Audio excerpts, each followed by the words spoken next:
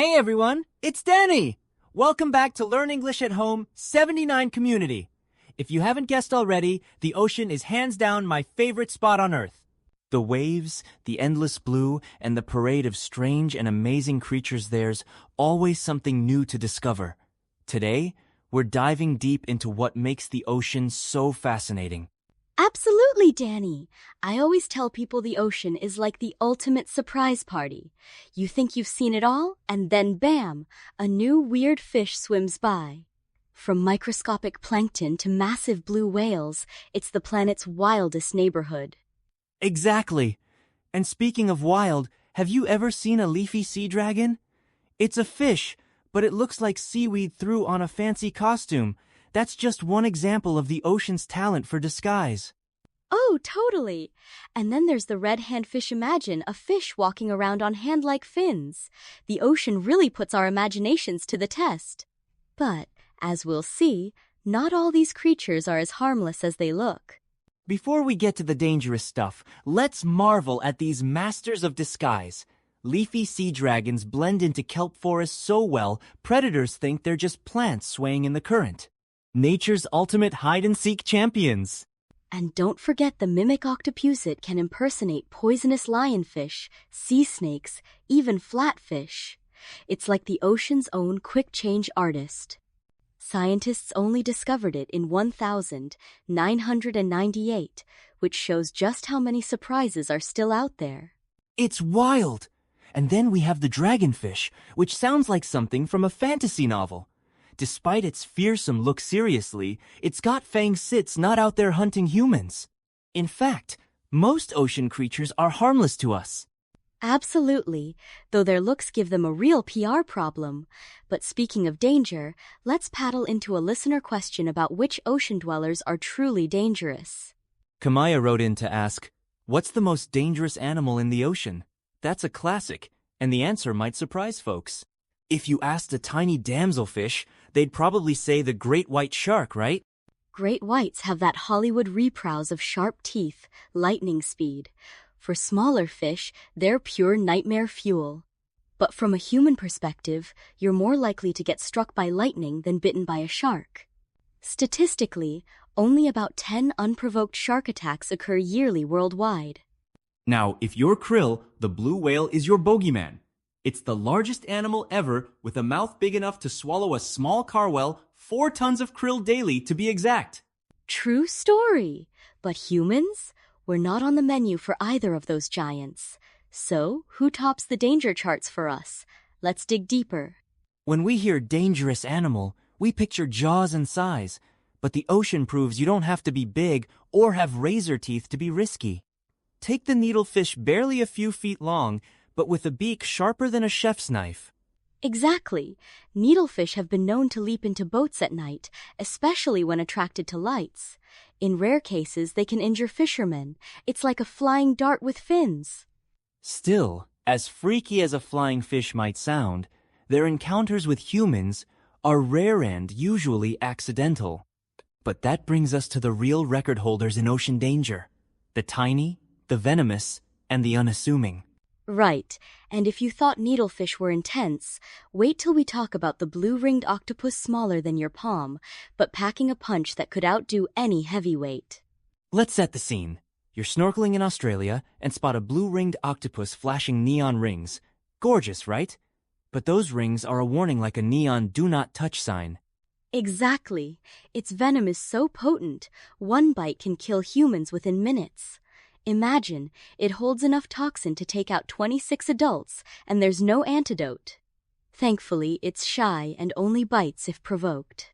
Nature loves a paradox. The most beautiful patterns often mean back off. The blue rings are like a flashing siren. So, as tempting as it is to get close for a selfie, respect the bling from a distance. It's a good rule for many ocean animals. Some of the deadliest are also the most photogenic. Better to admire and not handle, especially if you value your fingers. Now, let's glide over to jellyfish. They might look like floating umbrellas, but their tentacles are packed with venomous darts. I'll never forget getting stung by a Medusa jellyfish in Italy. Felt like I hugged a cactus. Ouch! Most jellyfish stings, like from moon jellies, are just painful annoyances, but some are more serious. Jellyfish drift on ocean currents, so they often end up near popular beaches, especially in warm waters like Australia and Indonesia. That's why it's smart to check beach warnings. Some species, like the infamous sea wasp, are in a league of their own. Their venom is among the deadliest on Earth right up there, with cobras and box jellyfish. And unlike sharks, they don't chase you, they just float into your path. It's like walking into an invisible tripwire. But don't worry, lifeguards monitor for them and will close the beach if things get risky. Let's zoom in on the sea wasp, also known as the box jellyfish. Its venom acts in minutes, attacking the heart and nervous system. It's been called the most dangerous animal in the ocean for humans. Yes, a single sea wasp has enough venom to kill 60 adults. Their tentacles can be up to 10 feet long, nearly invisible in water. The scary part? Their stings can cause cardiac arrest in under 5 minutes if untreated. But here's some good news: fatal encounters are super rare, thanks in part to vigilant lifeguards and warning systems. Plus, vinegar stations and first aid are standard at many Australian beaches. Still, it's a reminder that the ocean is home to some pretty extreme survival strategies. The sea wasp is a masterclass in defense venom so strong, even sharks give them a wide berth. So, with all these hazards, is it safe to swim in the ocean? Absolutely, with the right precautions. I always wear goggles and never swim alone. It's like having your own underwater security detail. Great tips. Also, pay attention to beach flags and lifeguard instructions. They're not just for show.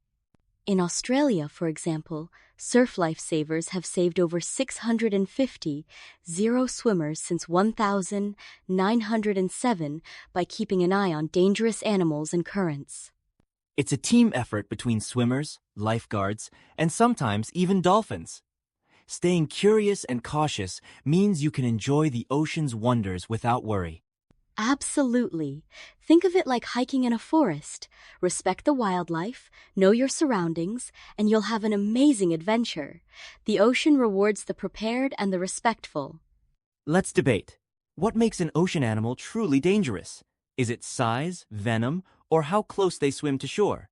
I'd argue it's a combo. The blue whale's size is terrifying for krill, but not for us.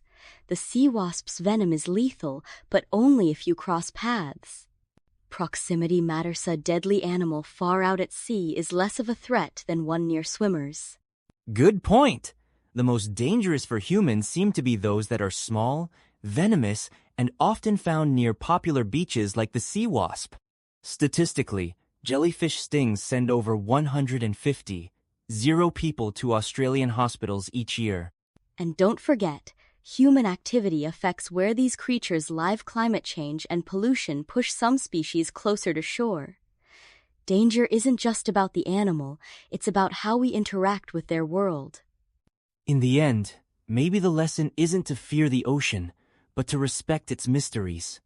Every creature has a role, even the venomous ones. Our curiosity and caution can help us appreciate the beauty and complexity below the surface. Well said, and honestly, most ocean animals want nothing to do with us. If we give them space, we're far more likely to end our swim with a cool story than a scary one. So next time you're at the beach, keep your eyes open and your respect high. The ocean is full of wonder sand, a few surprises, but that's part of what makes it such a special place. And if you've got more ocean mysteries or wild questions, send them our way. The sea's got plenty more secrets to share, and we're just getting started. That wraps up our deep dive into dangerous ocean animals. Thanks to Kamaya for an awesome question. For our next episode, we're letting the curiosity jar decide polar bears on ice, AM versus PM, or crocodile versus alligator. All solid contenders! I'm rooting for the polar bear one. I've always wondered how those giant paws keep them from slipping.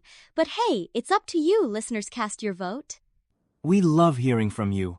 The best questions lead to the best Adventure 7 if they take us from the salty sea to the frozen Arctic or the mysteries of time itself. Until next time, stay curious, respect the ocean, and don't forget to bring your sense of wonder wherever you go. See you next week, everyone.